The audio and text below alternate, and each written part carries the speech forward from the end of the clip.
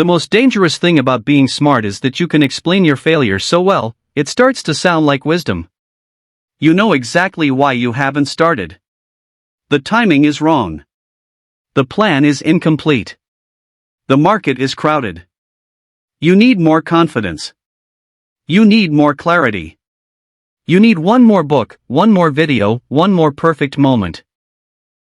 And while you are building a perfect explanation for why you are still standing still, someone less talented, less educated, less gifted, and less prepared is already moving. Not because they are better than you, but because they are less attached to looking smart. And that one difference can change the entire direction of a life. There is a strange pain that smart people rarely admit. They can see the path. They can understand the strategy. They can give advice to everyone else. They can analyze human behavior, predict mistakes, notice patterns, and explain exactly what needs to be done. But when it comes to their own life, they freeze. They overthink. They delay. They wait.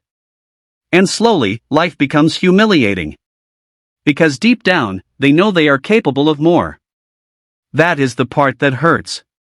It is not that they are weak. It is that they are watching themselves waste potential in real time. And nothing creates quiet self-hatred faster than knowing what you should do, and still not doing it. Most people misunderstand this problem. They think smart people stay stuck because they are lazy. That is not always true. Many smart people are mentally exhausted, not lazy. They are constantly thinking, comparing, predicting, analyzing, doubting, preparing, and protecting themselves from the possibility of failure. Their mind never stops working. But here is the cruel twist. A mind that thinks too much can become a prison. Intelligence helps you solve problems. But when intelligence is mixed with fear, it becomes a machine for creating excuses. You do not simply say, "I am scared." You say, "I am being realistic." You do not say, "I am avoiding failure." You say, "I need to think this through." You do not say, "I fear judgment." You say, "This is not the right time." And because the excuse sounds intelligent, you believe it. That is why the trap is so hard to escape. Average people often move ahead because they are not trying to protect a perfect self-image. They do not sit for months asking, "What if I fail?" They try. They make mistakes. They look awkward. They learn publicly. They improve through repetition. And while the smart person is still designing the perfect plan, the average person has already built experience. This is one of the biggest secrets of progress. Life does not reward the person who understands the most. Life rewards the person who acts, adjusts, and continues. Understanding is useful. But action is what changes reality. You can understand discipline and still be undisciplined. You can understand confidence and still hide. You can understand emotional intelligence and still avoid uncomfortable conversations. You can understand habits and still live at the mercy of your impulses. Knowledge only becomes power when it becomes behavior. Until then, it is just decoration for the ego. And for many smart people, that ego is the hidden enemy. Because smart people are often praised early in life for being bright. They get used to being the person who gets it. The person who learns fast. The person who sounds impressive. The person who has potential. But potential can become a drug. It lets you feel important without actually building anything. People say, "You could do something great." And for a while, that feels good. But years pass. The praise disappears. The real world stops caring about potential. It starts asking for results. And suddenly, the smart person feels exposed. Because now intelligence is not enough. Now consistency matters. Now emotional control matters. Now social courage matters. Now discipline matters. Now the ability to be bad at something long enough to become good at it matters. And that is where many smart people quietly collapse. Not because they cannot learn, but because they cannot tolerate being seen as a beginner. They would rather stay in the safety of theory than enter the humiliation of practice. Think about the person who wants to start a business. They spend months studying branding, marketing, systems, psychology, and content.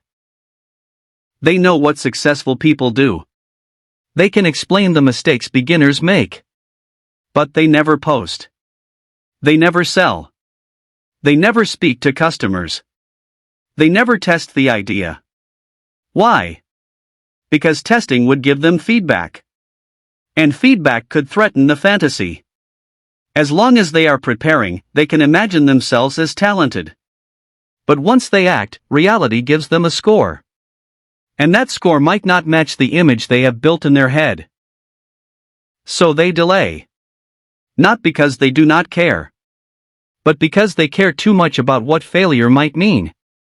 Or think about the person who wants to change their body. They know about calories. They know about protein. They know about sleep. They know about training plans. They can argue for hours about the perfect routine. But they cannot walk into the gym consistently for 6 months. Meanwhile, someone with less knowledge simply shows up, does the basics, repeats them, and transforms. The smart person says, their method is not optimal. Maybe. But an imperfect method repeated is stronger than a perfect method avoided. That sentence alone can save years of your life. An imperfect method repeated is stronger than a perfect method avoided. The same thing happens in confidence. Some people read about social skills for years. They study body language. They study charisma. They study conversation. But they avoid real conversations because real people are unpredictable. You cannot control how someone reacts. You cannot edit your sentence after saying it. You cannot pause life and rewrite yourself. So instead of practicing social courage, they keep learning about it. And the more they learn, the more pressure they feel to perform perfectly. This creates a painful loop. The smarter you are, the more mistakes you can imagine. The more mistakes you imagine, the more fear you feel. The more fear you feel, the more you delay. The more you delay, the more your self-respect fades. And when self-respect fades, even simple actions start feeling heavy. This is why being stuck is not just about productivity. It is emotional. It becomes an identity wound. You start asking yourself, why can't I do what I know I should do? And that question becomes dangerous if you answer it the wrong way. You might say, maybe I am just broken. You are not broken. But you may be overprotected. There is a difference. A broken person cannot move. An overprotected person has trained themselves to avoid emotional discomfort so often that discomfort feels like danger. This is where dopamine and comfort come in.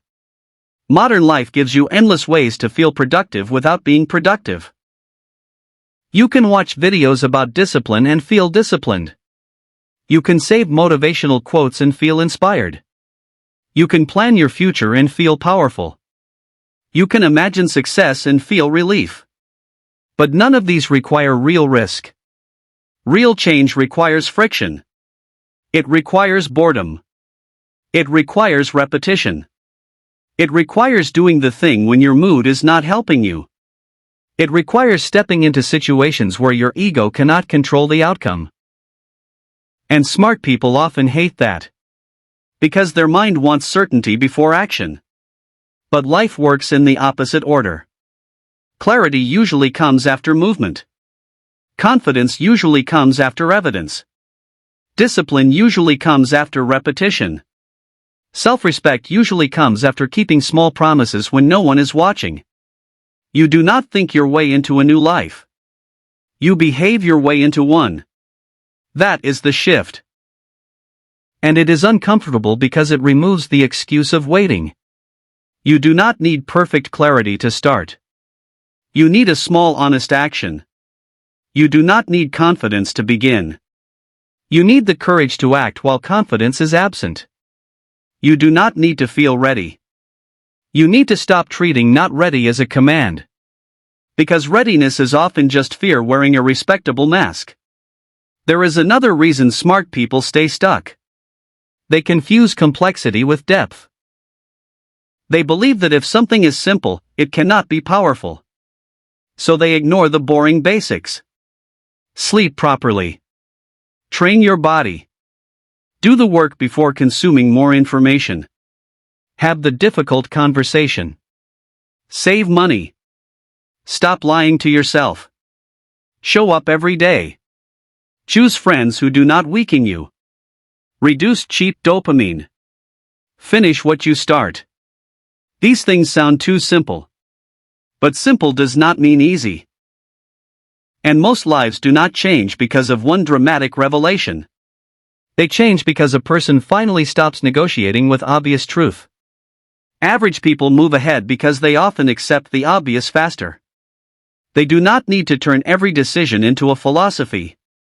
They do not need a perfect emotional state.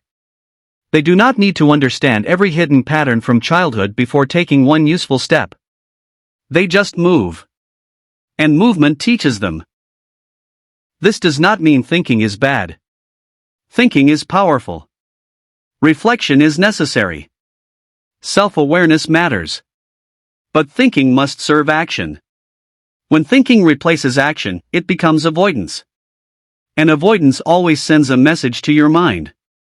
Every time you avoid what matters, you teach yourself that you cannot be trusted. Every time you keep a promise to yourself, even a small one, you rebuild inner authority. This is where confidence actually comes from. Not from affirmations. Not from pretending. Not from waiting until fear disappears. Confidence comes from repeated proof that you can handle discomfort and still act with self-respect. That is why the solution is not to become less intelligent. The solution is to become more honest. Ask yourself, am I analyzing this because analysis is needed, or because action scares me? That question cuts through the fog. Ask yourself, what is the smallest action that would make this real? Not impressive. Not perfect. Real. If you want to write, write one page. If you want to get fit, train today. If you want better social skills, start one conversation. If you want discipline, keep one promise before midnight. If you want to build confidence, do one thing that makes your nervous system uncomfortable but does not destroy you. Small actions look weak to the ego. But they are how identity is rebuilt. The ego wants a dramatic transformation. The soul needs evidence. And evidence is built quietly. One uncomfortable action at a time. There is a deeper truth here. Many smart people are not afraid of failure itself. They are afraid of losing the identity of the person who was supposed to be exceptional. As long as they do not fully try, they can protect the idea that they could have one. But once they try, they risk discovering their current level. That is painful. But it is also freedom. Because the moment you accept your current level, you can finally improve it. You cannot improve a fantasy. You can only improve reality. And reality begins when you stop performing intelligence and start practicing courage. This is the turning point. You do not need to prove you are smart anymore. You need to prove you can move. You need to prove you can stay consistent when the excitement fades. You need to prove you can take feedback without collapsing. You need to prove you can look foolish for a season without quitting. Because the people who pass you are not always more gifted. Sometimes they are just less ashamed of beginning. And that is a skill you can learn. Start before you feel ready. Repeat before you feel motivated. Finish before you judge the result. Let reality teach you faster than your thoughts can protect you. The mind is a beautiful servant. But it is a terrible master. If you let it control every move, it will build a comfortable cage and call it wisdom. But if you train it to follow your values, it becomes your greatest weapon. So do not hate your intelligence. Discipline it. Do not silence your thoughts. Lead them. Do not wait for fear to disappear. Walk with it. The life you want will not be built by the version of you that keeps explaining why it is hard. It will be built by the version of you that finally says, hard is not a reason to stop. One day, you will look back and realize the thing holding you back was not a lack of knowledge. It was the fear of becoming a beginner in front of the world. But every strong person you admire had to pass through that doorway. They had to be awkward. They had to be uncertain. They had to be judged. They had to continue without applause. And now it is your turn. Stop protecting the image of who you could be. Start building the evidence of who you are becoming. Because the smartest person in the room is not the one who can explain life the best. It is the one who finally has the courage to live it. If this helped you see yourself differently, subscribe for more deep psychology and self-improvement lessons.